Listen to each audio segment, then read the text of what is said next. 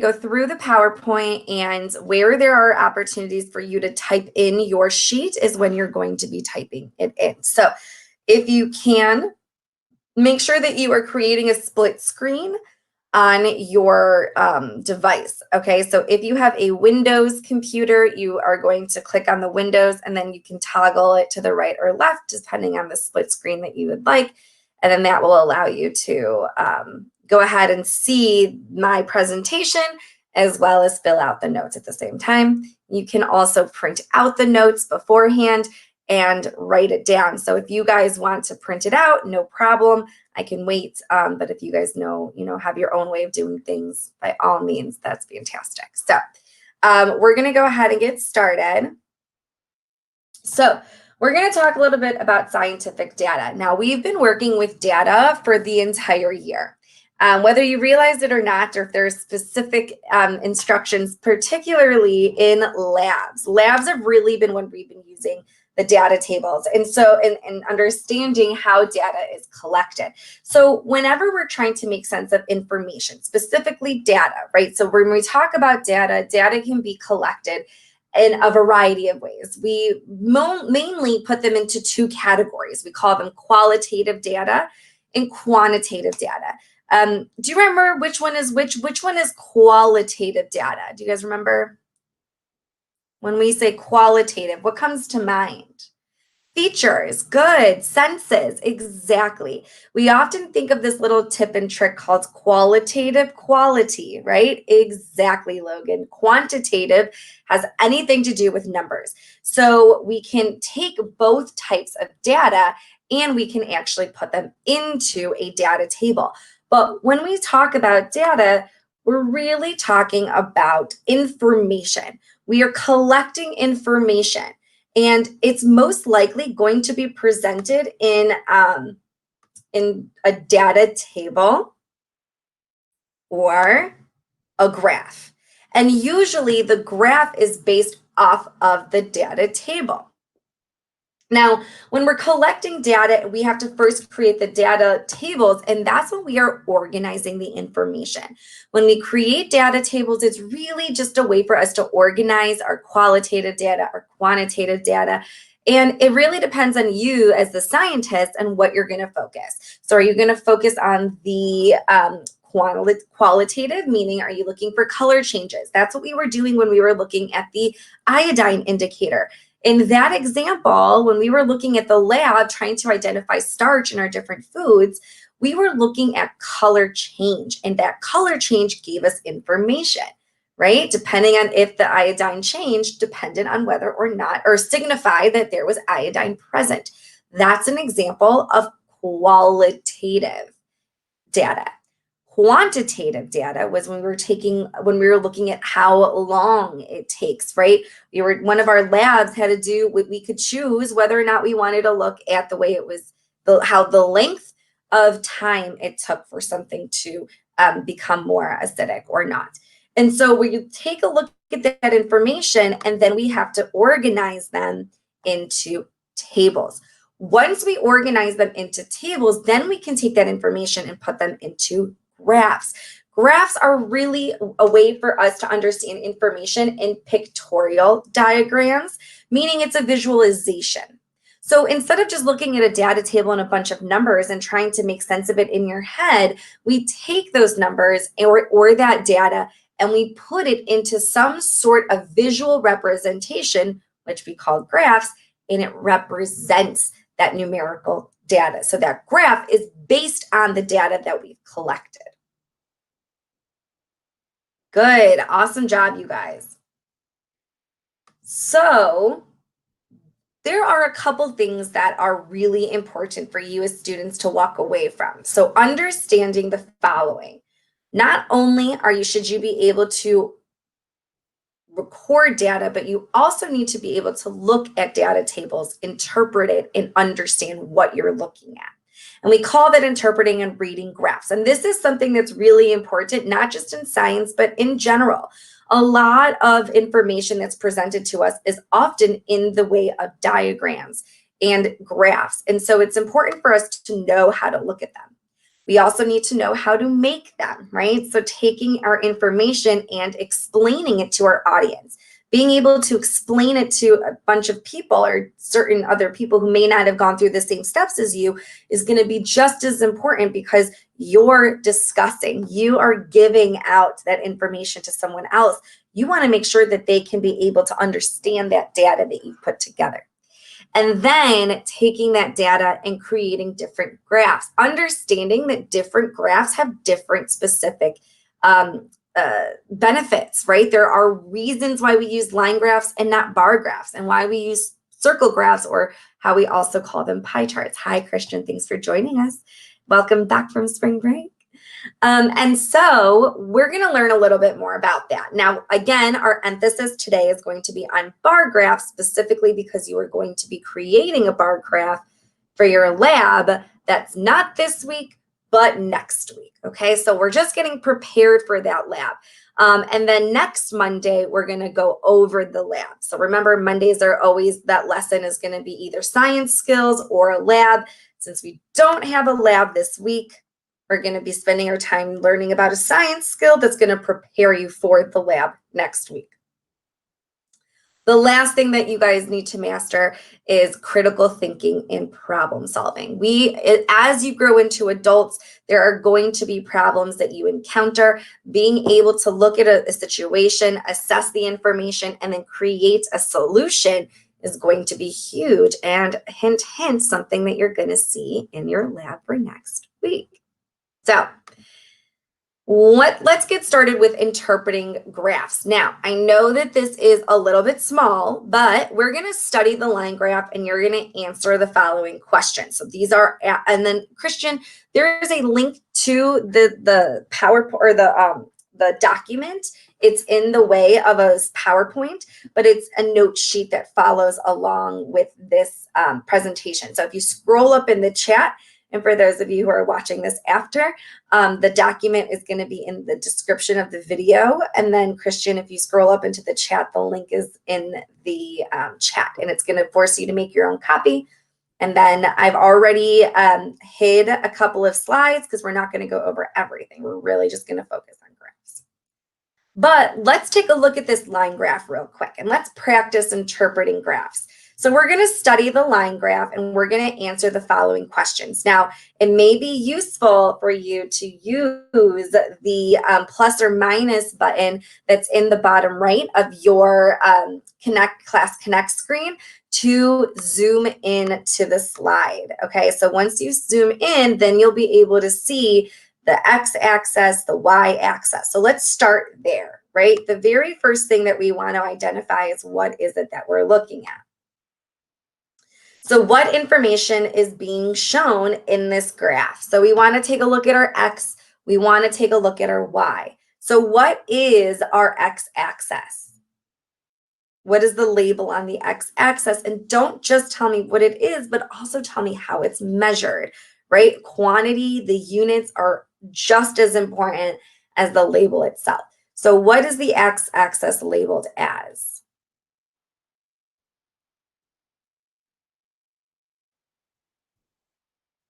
Anyone know? Amount of fertilization. Good. That's the quantity. Awesome, Logan. So the amount of fertilizer, and what's the unit? Unit is really important, right? Because this could be, it's right, good, milligrams, and then it also has that /L. So when we have those two units together, we call those derived units, and those are examples of what? It's milligrams, and then there's another part of the unit.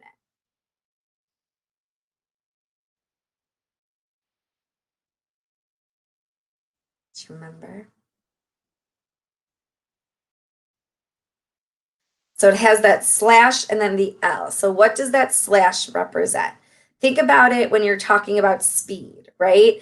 We have the M/S or M/H. What does that slash usually represent? Good guess, but remember that we're talking about in the way of units, right? Yeah, so thinking about this in units. When we use L, what are some measurements that we use when we're thinking of L? the letter L.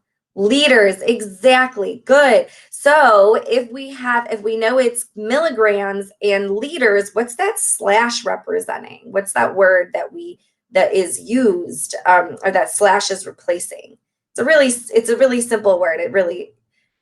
Okay, good idea. It's actually per, right? So it's milligrams per liter, meaning that for every liter, there is this amount of milligrams. Great. So this is just the amount it's being measured in. Good. Now what's our y-axis? What's our y-axis? The average plant height. And what is that being measured in?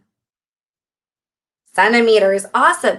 So right now we already know that the information that's being shown is what? What information is being shown in this graph?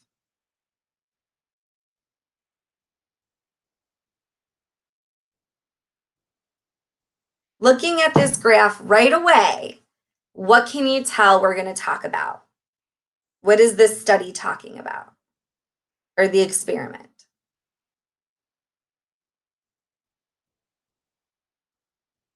Good, exactly. How fertilizer affects plant height. Exactly. So now we got that down. So that was awesome. So let's go ahead. Exactly. So now let's take a look. And we also need to recognize that there are three different lines, right? So if we have three different lines, what is that also telling us about the experiment? Three different colored lines. It's labeled. What else do we know about this experiment?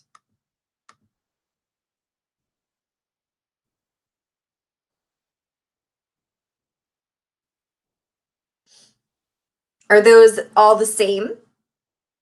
If they're different colors, what do you think that means? If they're different colors, what does that often tell us?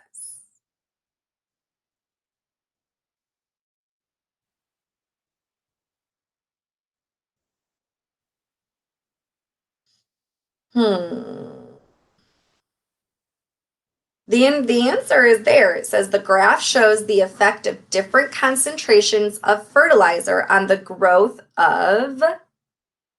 So those three different lines are representing the three different plants that they used in the experiment, right? So really specifically, we right away, we got a lot of information just by looking at just the graph. We automatically know that this entire experiment had to do with the amount of fertilizer and the growth the effect it has on the plant growth, and that there were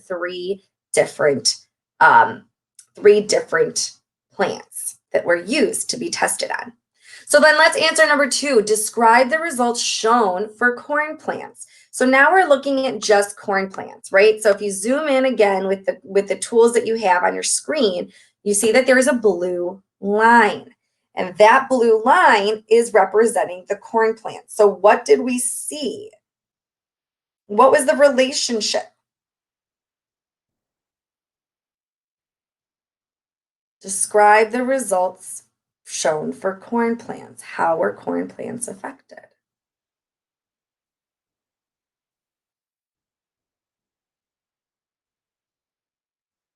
Was it helpful? Was it beneficial? Did it hurt it? Did it not do anything? What's going on in the graph? What is it telling you? Spencer?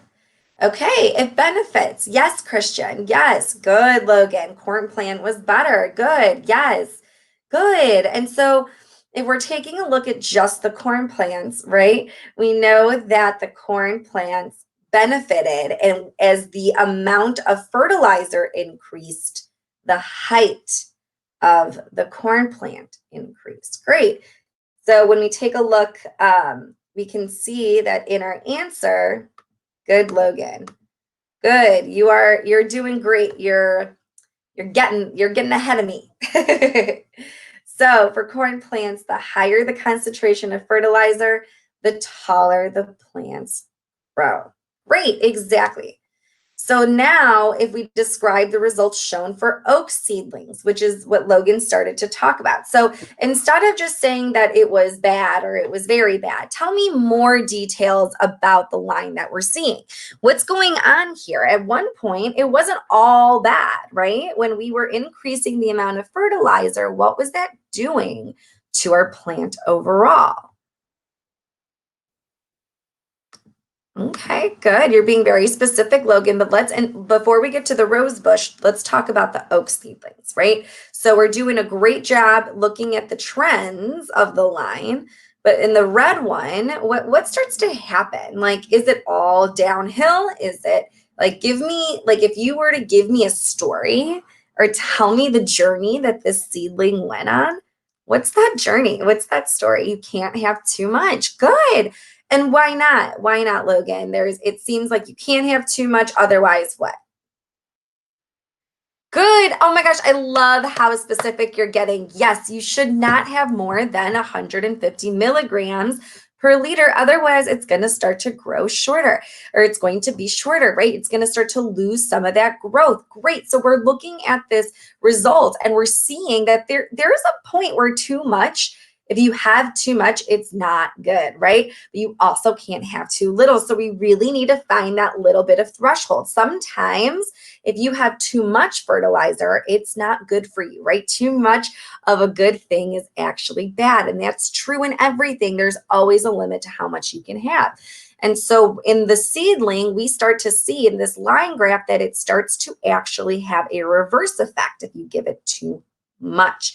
Great. So we can say in our shown, as the concentration of fertilizer is increased, the growth of seedlings is improved, but up to a certain point.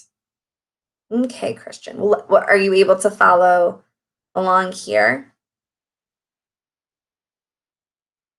If you're able to follow along here, I can help you. Okay, so I can help you after class. Okay, I can help you figure that out. Great. So we know that we can start to understand what happened just by looking at this graph. So let's take a look at the last one. Describe the results shown for rose bushes. So now, what do we know about rose bushes?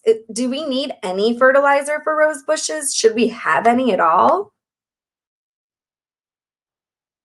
No, exactly. No fertilizer. Fertilizer actually hurts. Yes, exactly. It does not help. So we can start to take away some really big points just based off of the graph that we have in front of us. And that's one of the reasons why graphs are so important. We can take a look at the entire results of the experiment just by looking at this diagram, this visualizer, right? And we use this word inhibits. Inhibits just means it keeps it. It keeps it from growing, right? Great. So, and then Logan already answered this question. At what fertilizer concentration do oak seedlings stop improving? So if Logan already answered this question, let's hear from Spencer. Spencer, at what point does the seedling concentration or the fertilizer concentration actually hurt the oak seedlings? You can zoom in using the pluses there. Close, not 250, but oh wait, is it 250? Maybe you're right. I just can't see. Hold on. Let me. Now I'm stuck. It is 150. Yeah, because remember, that's when we start to see that downward trend, right? So it's when we start to see the the oak seedlings, right? We start to see the downward trend at 150.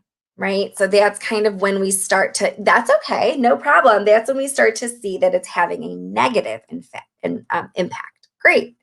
So let's see what it says. Concentration above 150 is when the growth can't happen any longer. Great. And what is the height of the tallest plant used in this experiment? Now we're starting to read it, right? Interpreting the graph. So what's the height of the tallest plant used in this experiment? 35, and then tell me specifically, well, it's not exactly 35, and it is corn. Good. Yes, Spencer. But let's be let's be a little bit more specific. 33 is a pretty, or even maybe I would even say 32, right? I would even say 32 centimeters. Great, we're using our units. And right, we're trying to use a little bit more precise. Remember, we talked about precise or 33, 32 or 33 when the concentration was at 250 milligrams. Great. And it was the corn. Awesome, guys. And for which plant is this fertilizer least effective at higher concentrations?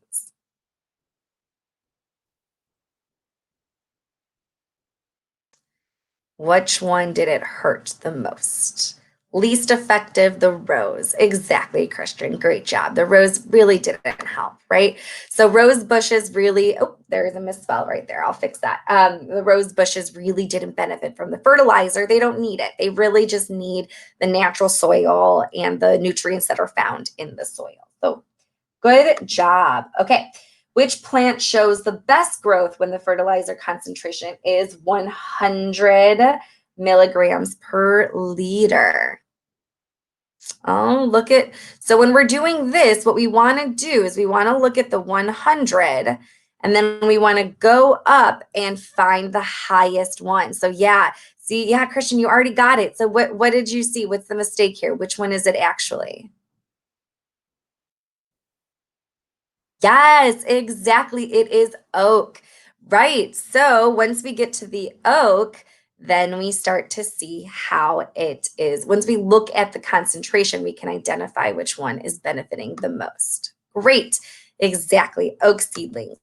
And predict how tall plants might be when the fertilizer concentration is 75 milligrams per liter. So what we can do here is use our graph and go to the 75, which is going to be right around here. How tall is our corn plant going to be around? Well, look at this. It's a 75 milligrams per liter. So that's within this range, right? So we're going to look at this, right? Between 50 and 100 is going to be 75. So we're going to go up to corn, which is blue. So we're going to look right here. So once we find where our blue line is about to intersect our 75 milligrams per liter, then we can move over to the Y, and we're right between 10 and 15. What do we think it's going to be?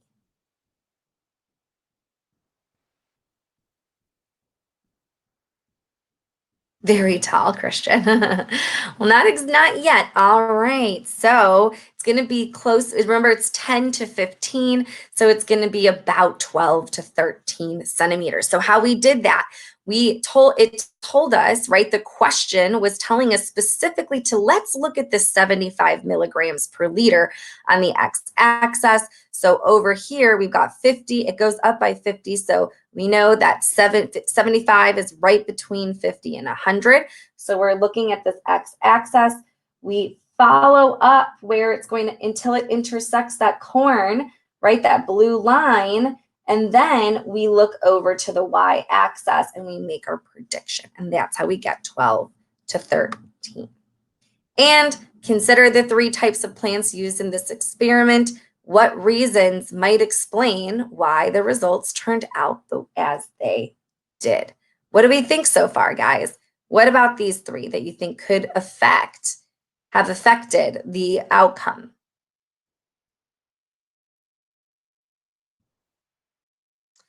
But because some benefit and some don't. Yeah, what else? What other explanations can you think of?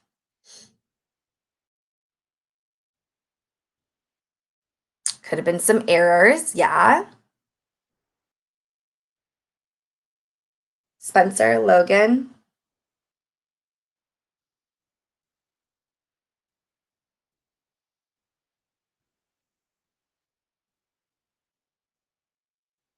Okay, the amount of fertilizer. Good, Christian.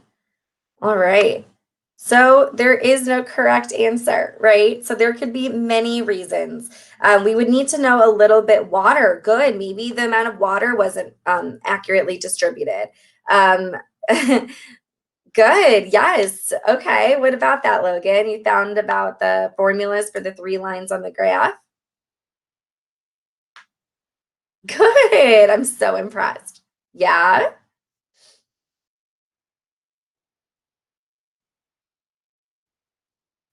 Good. Yes.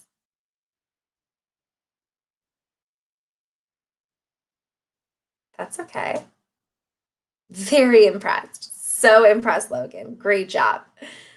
Good. So, what else? Right, exactly. So, we have these different equations, and within your equation that you just figured out, where did our bushes start? Where did our plants start?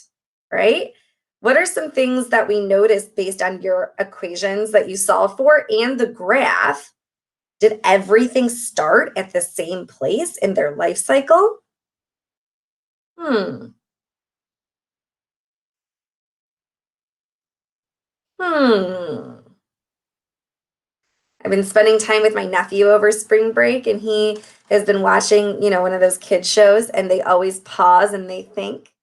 And so my 2-year-old nephew now goes, whenever he's thinking. So now I started doing that too. Let's take a look at the heights. Thanks, guys. Lots of babies over spring break. My family's been having had some few newborns, so we all got to meet them. It was very nice.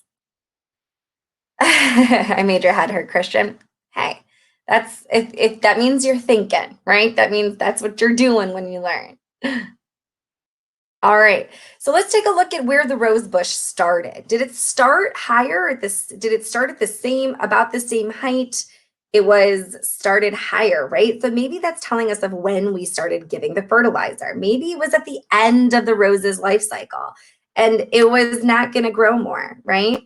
So some possible so like some produce a large fruit, so they need more fertilizer like corn.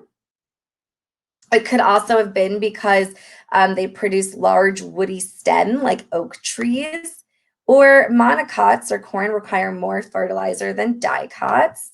Could be that roses are routinely fertilized. Maybe the addition of fertilizer made the soil toxic, right? So there's a bunch of options. There's a bunch of possible outcomes.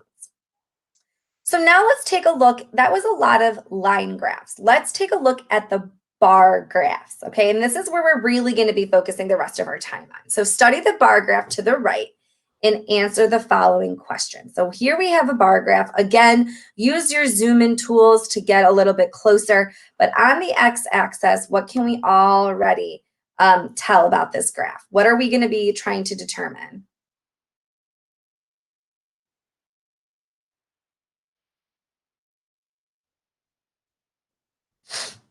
Yes, Christian, absolutely.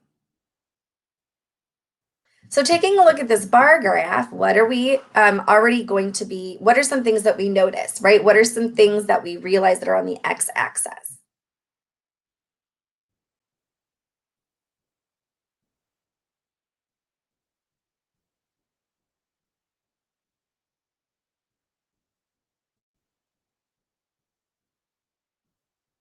Spencer, what are some things that you notice about this x-axis? Okay, good, Logan. Good. So x is the variations of water. Exactly. Excuse me. And so what is the y-axis going to be?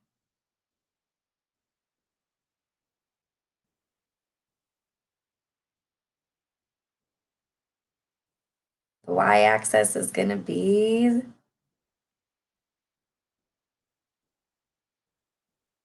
good, exactly. The average weight of the fish. So right away, what we're going to be answering is, do fish grow to a larger weight in pond water or tap water? So looking at the results right now, what can we already tell? What is the answer going to be to this question? Do fish grow a larger weight in pond water or in tap water?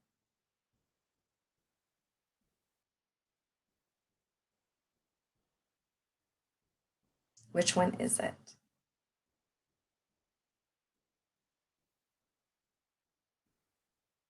The pond. Good. Great. Yes, exactly. Overall, we see that this is a little bit higher, even though it's super slight. It's just enough for us to see that pond water is going to be more beneficial to fish in terms of growing in their weight. Good. Which grow larger, the males or the females? Good. Yeah. So Logan, you already saw that right away. The female fish weigh more, right? So we can tell because the population was divided by these two categories. And we see that in the index. So in the index of the graph, we know that the filled in is going to be female and the white is going to be male. Exactly, Logan. Exactly, right? We know that it's going to be 1/4 of a gram more. And then overall, what is the average weight of females of fish when grown in pond water? So you did make a great comparison of around 6 grams, right? So it's going to be a little bit more than 6 grams because it's in between that 6 to 8 range. So we could even say maybe like 6.5, right? So 6.5 or so, and 6.4, right? Grams. Good, exactly. Good, awesome. So we're starting to see how we can be using bar graphs and how we can use that to interpret information. What is the average weight of male fish when grown in tap water? So now we're taking a look at tap water and male fish. So what is the average weight for that? Good, about 5.5 grams. Yes, that's amazing. Good job. That's exactly what we were looking for. All right, why do you suppose the fish grow the best in pond water?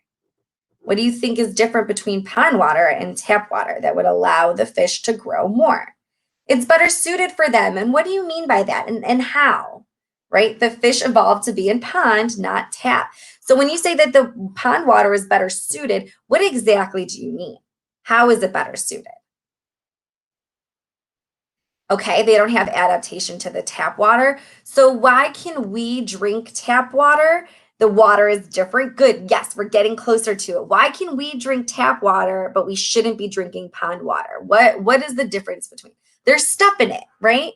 We know it's not clean. It's not clean for us, meaning there's got to be some sort of nutrients, right? So some answers can be the tap water contains chlorine and fluorine, which is actually does not in Oregon, but in other states, they do put fluorine and fluoride in the drinking water to benefit people's teeth. And then that could affect, and then there is chlorine in our water to sterilize the water for us to drink small amounts, just like a little, like, less than a pool, but there's chlorine in pools to kill any germs. Tap water does not contain all the various minerals and ions that may be found in pound water. Just like what you guys were saying, there's stuff in it, right? So these are all really great ways for us to be able to use information from a data table. Now we are going to be practicing making a data table now. So in your handout, oh my gosh, I love this. By the way, I completed the formulas to be exact, the table measures from the first line graph. Oh my gosh, I'm so impressed. I love it. I absolutely love that you're doing that, Logan. It's great. So in your handout, like in the virtual handout that I gave you, you might notice that I have skipped a slide. So it kind of has like the little eye with a cross on it, because we're not going to spend too much time making a line graph since our lab for next week is going to be about making we're on making a data table. I'm jumping ahead. So let's go ahead and make a data table. So we are going to be having some time to organize, right? Remember that we collect data and we are organizing the information. So anytime data is collected in an experiment, you're going to want to create a table for it. And the data table must have a title, should have rows, columns, and headers. So we usually look at this and the title should be placed at the top so that the observer knows what it is. So that's what we often see you turn notes. Do we turn in the notes for the slides? I don't know if I know that. I don't know if I understand the question. You're not turning them in to me. Is that what you're asking? These are just for you. Yeah. Yeah. Okay, great. So, for example, if we are testing the temperature on different enzymes, we're going to put that at the top of the head, right? So, at the top of each column should be a head. So that way, anything that's in that column, you know what that number is representing. So, that column is going to be the temperature. Then we know that the next ones are going to be the 3 different types of enzymes that you are testing. Okay? And then, so in your sheet, you are going to make a data table that has the following information. So we have this data that was recorded for the 5 days. On day 0, there was no growth. Day 1, 2 centimeters of growth, and so forth.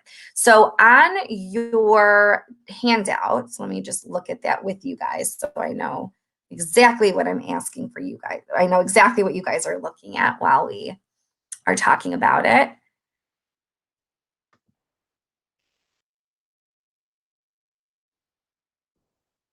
Let's take a look.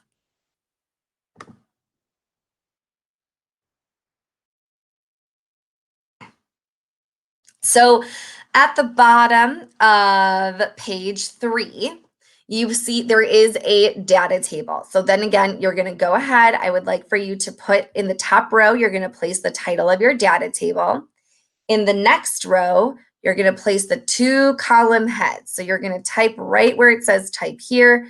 You're going to go ahead and type in the data that you're collecting and then fill in the rest of the table. So that should only take you a little bit of time. Let me know when you are done, please.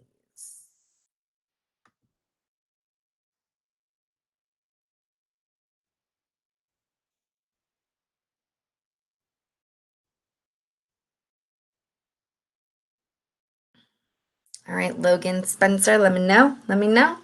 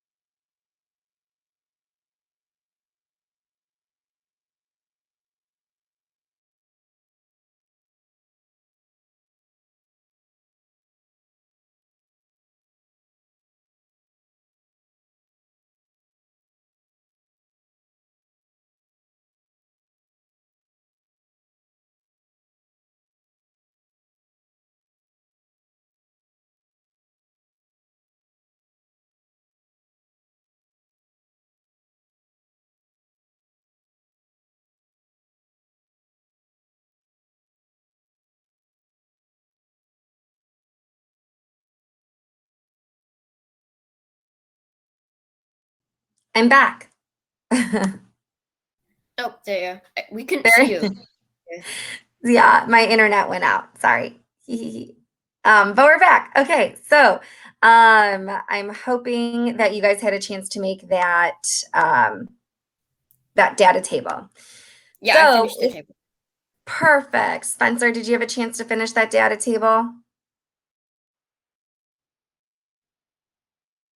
No big deal if you didn't. But if you did, right? So in the top row, you're going to place the title. So, okay, so let's take a look at what I have for it, what an example of the title could be. Could be growth of a plant in centimeters. That is telling you exactly what this table is going to be representing, right? And then you're going to place the 2 column heads, which is the day, because we can see that we're taking the data at once a day and we're recording the growth. So in day 0, and then you're going to fill in the information. So then you're going to put your days in the left column, 0 through 5, and then the growth. So we're going to see just how much the plant grew in that amount of time. You're going to, right? Exactly. Great. That's exactly how it should look. Okay. All right. So that's okay, Christian. I'm just glad that you were able to join us, to come back. Great. So now let's take a look at a little bit more complicated data table. So now we're looking at the number of cricket chirps. It was recorded on 2 different nights at various temperatures. On night 1, the following data was obtained. We know that on the first night, the temperature was 16 and the crickets chirped 33 times. The temperature was 18. The cricket chirped 38 times. The temperature was 20. The cricket chirped for 42. Temperature 22. The cricket chirps 46 times, and so forth. And then they tell us what it was on night 2. So they've created a data table for you. So this one's going to be a little trickier than the first one. You have more information that you're going to need to collect. So the first thing you're going to do is in the top row, you're going to place the title of your data table. So we're going to take a look at the number of cricket chirps recorded at different temperatures. That's what we're going to be recording. So the next thing you're going to do is in the next row, you're going to place the 2 column heads. Since data was obtained on 2 different nights, you're going to need 4 columns. So why don't you go ahead and put in the 2 headers that are going to be on that next row, and then let me know in the chat what you put down for them. So Christian, we are on page, I believe, 4 of the notes, and we spent some time looking at how to make a graphic table. We spent some time finishing up that analyzing of it too. So you'll be able to take a look at this when we're done here. You can, when I post the video, then you'll be able to like go ahead in the video and find out exactly what we're looking for. Okay, so okay.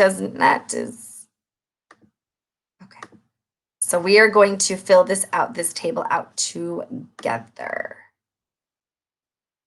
Nope, it's in your whatchamacallit, in your handout. So what are the first 2 columns that we're going to put at the top there? Nights 1 and nights 2. Exactly. Good. Night 1, night 2. Great. Oopsies. Then what are you going to put in the next header? Temperature and chirps. Exactly. So we're going to put temperature and number of chirps under night 1, and we're going to do the same for night 2. Good. So now that you know what your header is, you've organized your table, go ahead and start filling it in with the information, right? So the bit of rows is going to be where you're putting in your temperatures in the correct column and the number of chirps in the correct column. Make sure that you're doing it for the appropriate night. So why don't you guys go ahead and get started with that?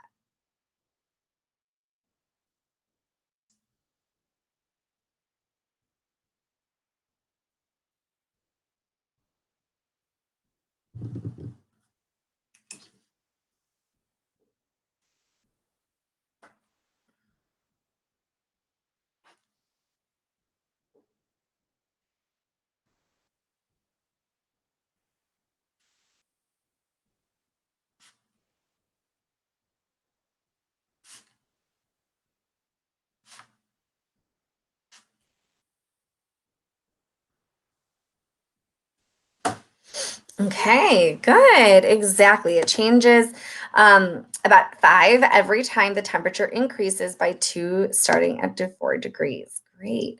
So this is what your data table should look like, right? So we have the different temperatures throughout the night, and we see between night 1 and night 2 that they look very similar. Exactly. That's perfect, Logan. That's exactly what we want to see. Spencer, Christian, did your table look like this?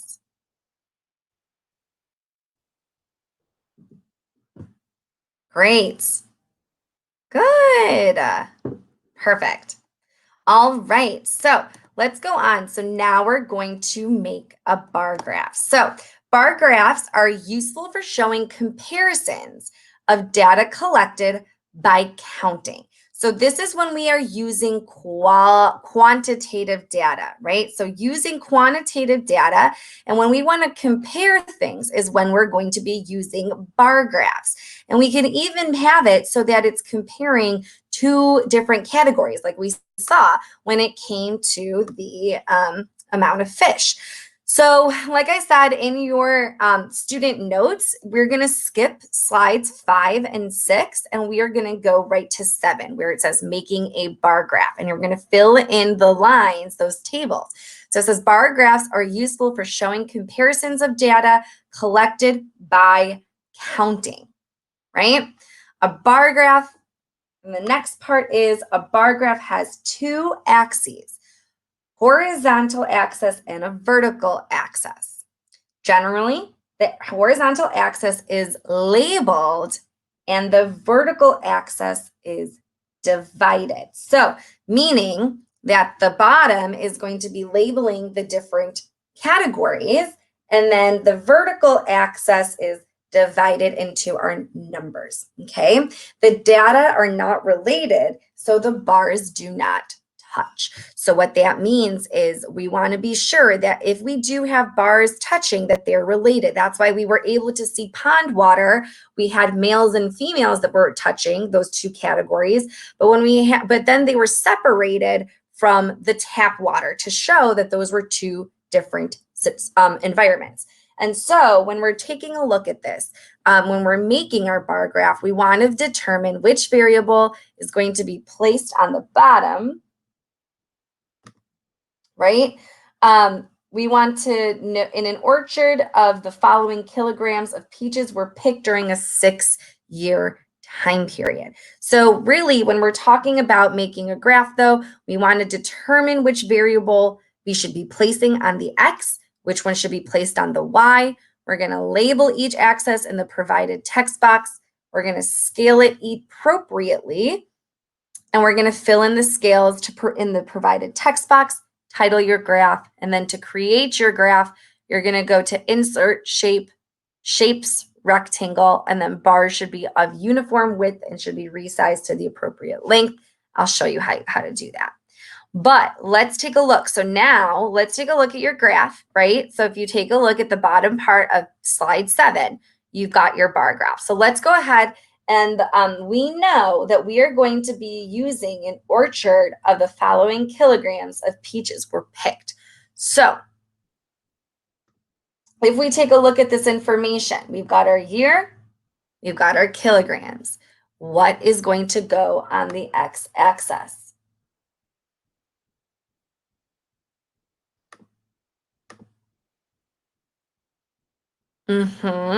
They're both numbers, but what is it that we're looking at, right? So when we're taking a look on the years on the x-axis, absolutely. We are comparing the growth. Exactly. Yep. Years are the independent variable. The independent variable goes on the bottom on the x-axis. And that's also what we're comparing it, right? We're going to be comparing the amount of growth of or the amount of peaches that were picked per year. So we're trying to see that there's a comparison. We're trying to compare. So let's go ahead and label our x-axis with the year. There are boxes for you there as well for you to fill in with the year. So let's go ahead and do that. Just do the year for now.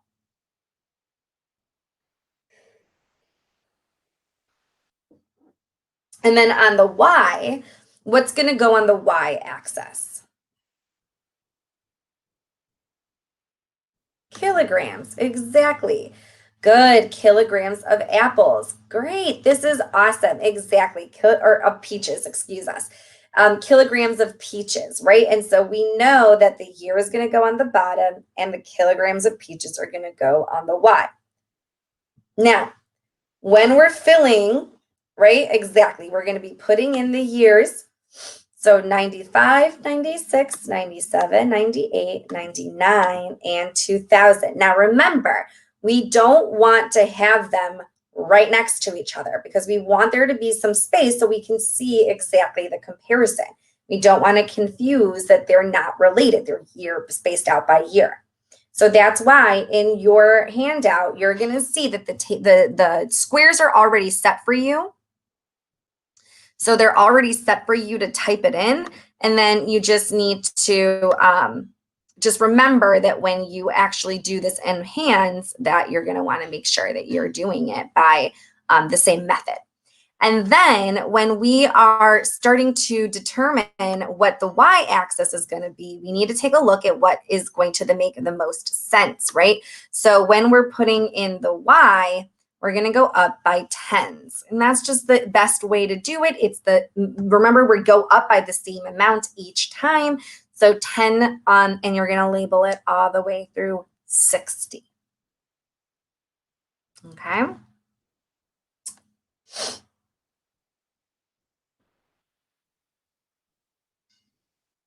It is confusing, but it doesn't go up or down exactly. So remember that we're comparing something. We're not necessarily seeing an effect on something else like we did with the fertilizer. That line graph, right, was telling us how the fertilizer affected the growth of the plants. But this time, we just want to know overall. Maybe there was an effect and we just don't know that yet. You're right. So right now we're just looking at the overall trend. We're looking at the comparison between year to year. So what we're going to do in order to, I'm going to put up the handout. Hold on, let me see what is coming next. Okay, so now you're going to draw the amounts, the bars showing the appropriate amounts, and you're going to title the graph. So what we're going to do, I'm going to show the student, oh my gosh, I'm all turned around. What screen am I on? Okay. Let me choose the different screen to share.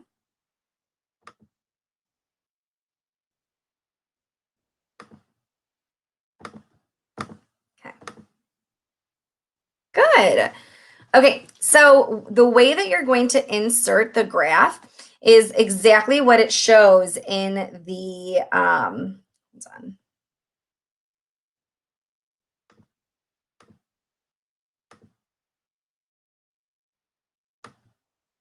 Okay. It's going to be exactly what it shows on here. Now it's freezing a little bit. So if you scroll up into your direction, there we go. And if you take a look at what it says, no, that's not what I wanted. It tells us to create the bars on your graph, you're going to go to Insert, Shape, Shapes, and Rectangle. So what that means is you're going to go right over here in your Insert button, click on Insert. You're going to scroll down to where it says Shape. Exactly, Logan. I love it.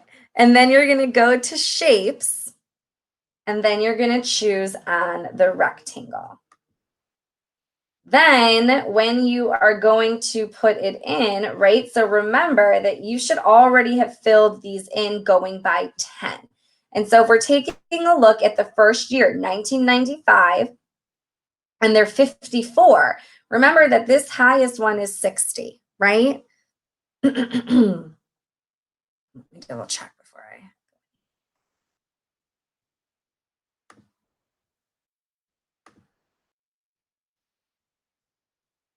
Right.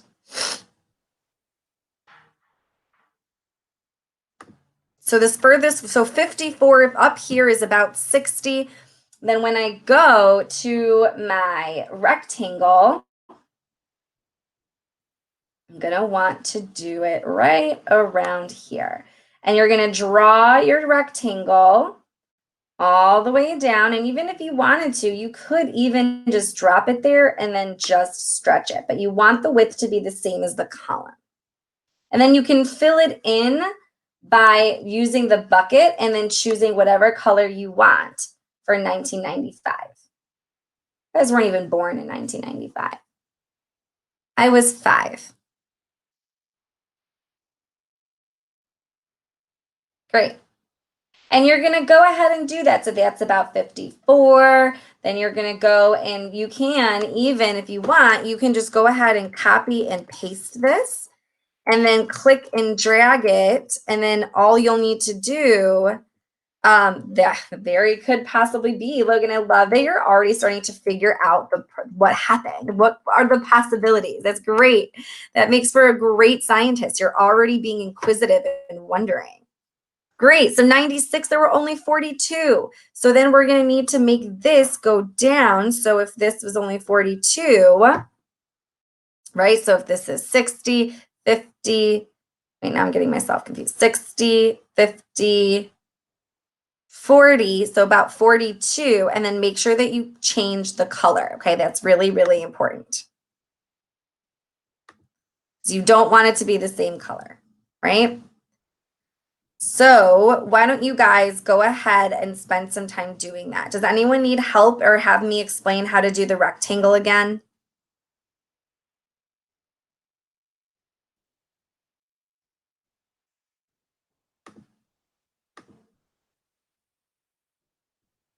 Okay, so go ahead and finish that up. I'm going to go back to my slideshow.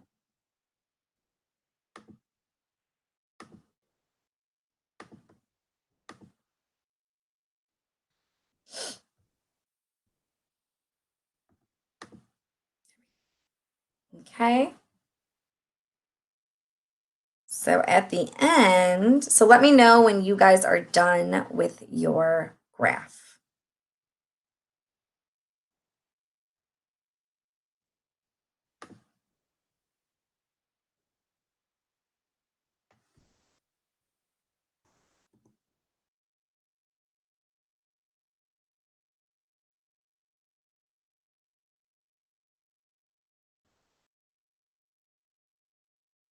Logan, Spencer, and Christian, let me know when you're done too.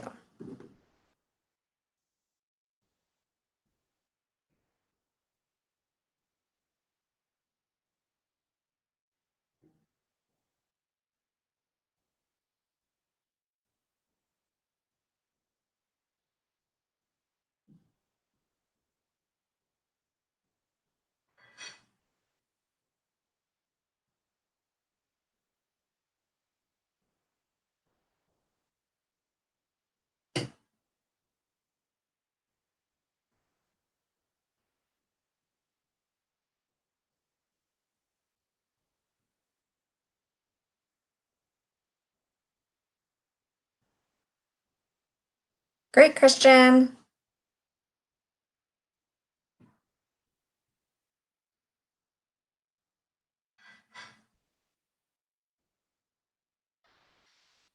No problem, Spencer. I understand. No problem. But before you go, let me show you what my graph looks like, and then you can see if yours is similar. Good. So this is what about the graph should look like. Great. So no problem, Spencer, if you need to head out. I totally understand. You're welcome. Thank you so much for joining. Spencer and Christian, I'm going to just finish this up. We don't have much left, so we're just going to go through the analysis question. So on your handout, all you need to do is skip, right? I love it, Logan. Great. Line graphs are used when there's multiple pieces of quantitative data per something and usually can have formulas, and bar graphs measure on one measure of something, have multiple somethings to compare to. Oh, and then bar graphs. Good. So when we're talking about line graphs, exactly, line graphs are often shown to change over time and can be used to compare two or more sets of data. A bar graph is useful for showing comparisons of collected data by counting. Great. And then we didn't really get into circle graphs, so we're just going to ignore that. The next one is, how is a graph similar to a data table? So Logan and Christian, what are some circle graphs, also considered pie charts? Yeah. we didn't go over that, so you don't need to worry about it. How is a graph similar to a data table?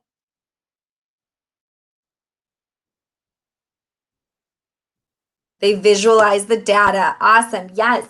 They are there to help us visualize the information. They're organizing the information, right? Does a steep curve on a line graph indicate a rapid or slow rate of change? Good, exactly.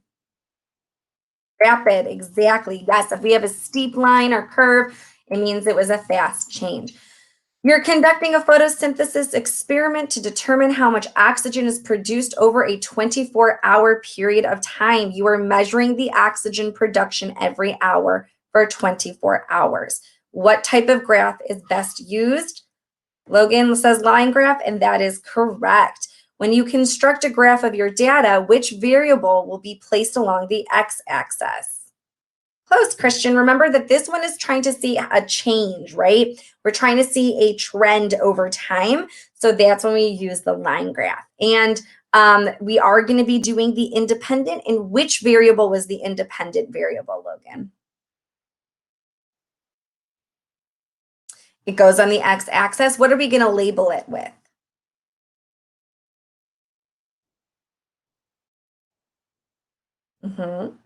No problem.